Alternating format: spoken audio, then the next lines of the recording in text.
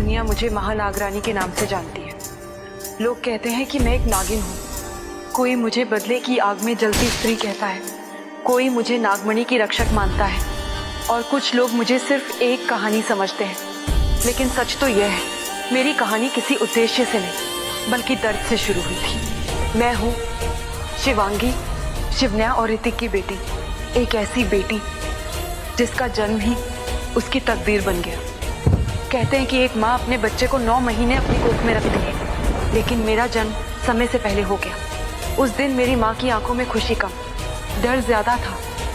उन्हें डर था कि कहीं मैं भी उनकी तरह जन्मजात नागिन न बन जाऊं। शायद उसी दिन मेरी किस्मत लिखी जा चुकी थी। समय गुजरता गया। 25 साल बाद मेरी दुनिया सोनगढ़ के एक छोटे से शहर में बस चुकी थी। मेरे साथ मेरी माँ थी और उनका बनाया हुआ एक छोटा सा कैफे, जहां हर सुबह चाय की खुशबू के साथ हमारी हंसी भी गूंजती थी। गौतमी, सपना और मैं, हम तीनों सिर्फ बहनें नहीं थी बल्कि एक दूसरे की पूरी दुनिया थी। मैंने कभी खुद को अकेला महसूस नहीं किया, क्योंकि मेरी माँ मेरे लिए सिर्फ माँ नहीं, मेरी सबसे बड़ी ताकत थी। मुझे हमेशा लगता था कि मेरी जिंदगी बिल्कुल साधारण है, लेकिन तकदीर कभी किसी को पहले से चेतावनी नहीं देती। इसी दौरान मेरी मुलाकात हुई रॉकी से। पहली नजर का प्यार शायद सच होता है। उससे मिलकर पहली बार लगा कि जिंदगी सिर्फ जिम्मेदारियों का नाम नहीं बल्कि मुस्कुराने की भी एक वजह होती है। धीरे धीरे हमारा रिश्ता गहरा होता गया। मैंने उसके साथ अपने आने वाले हर कल का सपना देख लिया था, लेकिन मेरी माँ, वो हमेशा मेरी शादी को लेकर बेचैन रहती थी। बाद में मुझे पता चला वो मुझे मेरी 25वीं सालगिरह से पहले किसी इंसान से शादी करवाना चाहती थी, क्योंकि अगर ऐसा नहीं हुआ तो मेरी नसों में बहता हुआ वो रहस्य हमेशा के लिए जाग जाता और मैं एक नागिन बन जाती। लेकिन मुझे क्या पता था कि मेरी जिंदगी की सबसे खूबसूरत रात मेरी दुनिया की आखिरी रात बनने वाली थी। मेरी शादी का दिन, हर तरफ खुशियां थी, शहनाइयां बज रही थी, मेहंदी की खुशबू, सजता हुआ मंडप, अपनों की हंसी, सब कुछ किसी सपने जैसा लग रहा था। लेकिन उसी सपने के पीछे मौत मेरा इंतजार कर रही थी। उस रात यामिनी, रुचिका, कपालिक, मानव, विक्रम, अमर, अवंतिका और 8वां चेहरा, जिसे मैं पहचान नहीं सकी, मेरे पूरे परिवार पर टूट पड़े। कुछ ही पलों में खुशियों का घर चीखों से भर गया।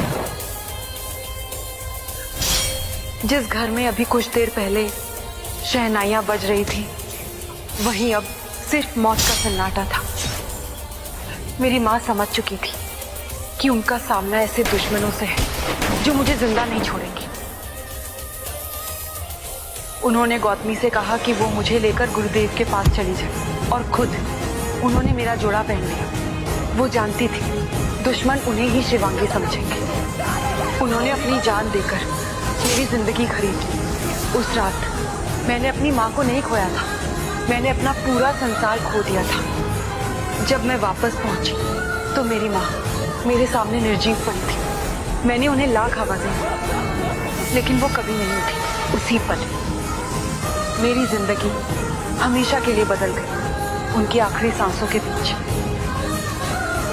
मुझे पहली बार पता चला कि मेरी माँ जन्म से नागिन थी और मेरे पिता सूर्यवंशी वंश के राजकुमार। मैं उन दोनों के प्रेम की आखिरी निशानी थी। उनकी मौत के बाद मुझे उन 8 हथियारों की एक झलक दिखाई दी। 7 चेहरों को मैं साफ देख सकी, लेकिन 8वां दूल्हे के कपड़ों में था।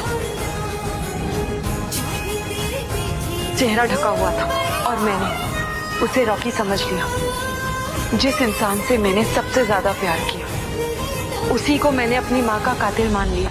माँ की चिता की आग अभी ठंडी भी नहीं हुई थी। मेरी आंखों से आंसू बह रहे थे और दिल में सिर्फ एक सवाल था, आखिर मेरी माँ का कसूर क्या था? गौतमी ने मुझे संभाला।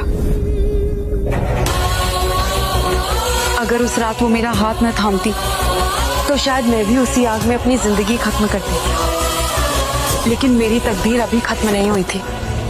हम दोनों सोनगढ़ छोड़कर पंचनेर पहुंचे। मुझे नहीं पता था कि वहां मेरा इंतजार सिर्फ जवाब नहीं बल्कि मेरी असली पहचान कर रही थी। जैसे ही मैंने उस धरती पर कदम रखा मेरे भीतर कुछ बदलने लगा। हवा अलग महसूस हो रही थी, पेड़ों की सरसराहट जैसे मुझसे बातें कर रही थी और सबसे अजीब, सांप मुझे देखकर हमला नहीं कर रहे थे, वो मेरे सामने अपना फन झुका रहे थे। पहली बार मुझे एहसास हुआ कि मेरा रिश्ता सिर्फ इंसानों से नहीं नागों से भी है। वहीं मुझे अपने पिता के बारे में पता चला। ऋतिक सूर्यवंशी वंश के राजकुमार और मेरी माँ एक ऐसी नागिन जिसने प्रेम के लिए अपनी सारी शक्तियां त्याग दी थी। उनका प्यार किसी साधारण कहानी जैसा नहीं था, वो दो अलग अलग दुनियाओं का मिलन था और मैं उसी प्रेम की आखिरी विरासत थी। इसी सफर में मुझे अपने हाथ पर बना सूर्यवंशी चिन्ह दिखाई दिया।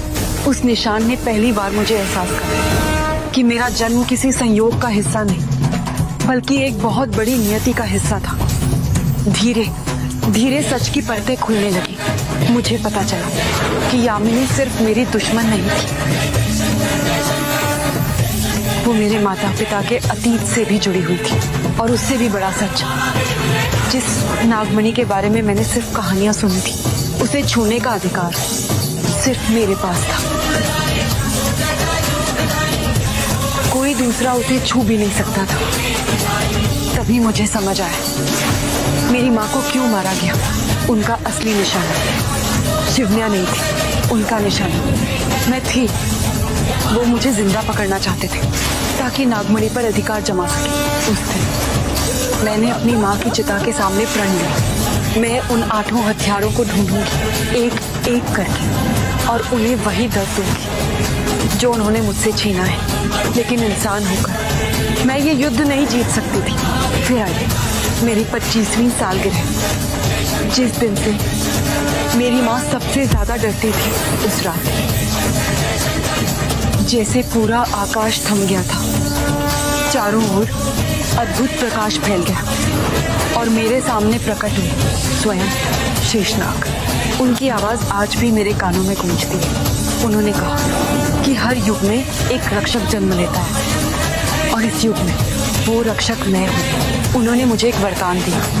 उसी क्षण मेरे भीतर बहता हर कतरा बदलने लगा। मेरी सांसें भारी हो गई, मेरी धड़कनें तेज हो गई। ऐसा लगा मानो सदियों से सोई हुई कोई शक्ति मेरे भीतर जाग रही है। और अगले ही पल मैं शिवांगी एक नागिन बन चुकी थी। उस पल मुझे डर नहीं लगा।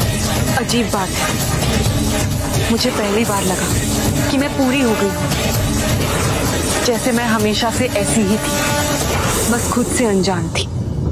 लेकिन उसी वरदान के साथ मुझे एक जिम्मेदारी, जहां से मेरी दुनिया उजड़ी थी।